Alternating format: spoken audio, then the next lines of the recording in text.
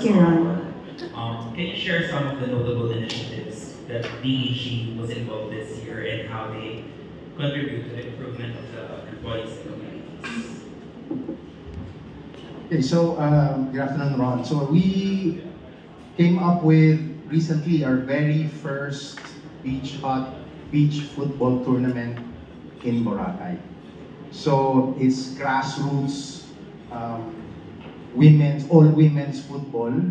And ang nangyari, we had a selection coming from Manila, Luzon, and teams coming from Visayas, Mindanao, come over and compete and have fun under the sun. I think it's a very good avenue to not only promote the brand, but be able to get the children active. No?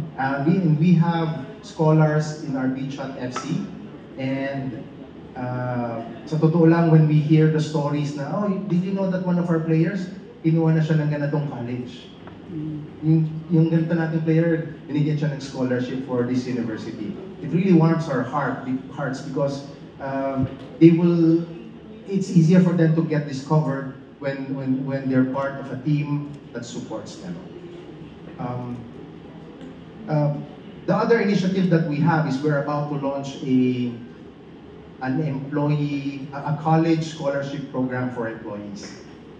We had discussions on what are the challenges of parents now when it comes to education, and ang nangingibabaw is about yung children at the college level.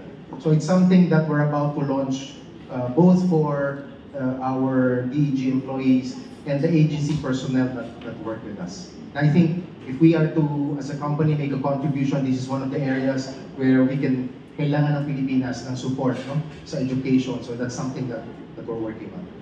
And I think because, as mentioned, we have a very young median sa DEG. Important for them would be also social responsibility and all these eco-friendly stuff. So aside from understanding our customers, of course we want Dexters to have something to be proud of. Like, so we have those mga, outreach programs. We have Beach Hut FC.